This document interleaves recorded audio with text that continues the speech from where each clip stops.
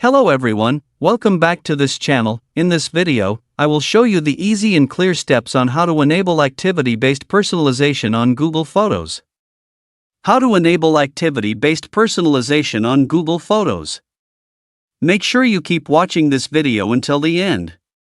Let's get started right away. Firstly, just go to Google Photos on your computer or laptop. This is the Google Photos display. Next, move the cursor to the top right of the screen. There are lots of menu options here. Next, tap the Settings menu. Now here you are in the Settings menu. And here there are lots of setting options that you can use. Scroll down and look for activity-based personalization. Now you've found it.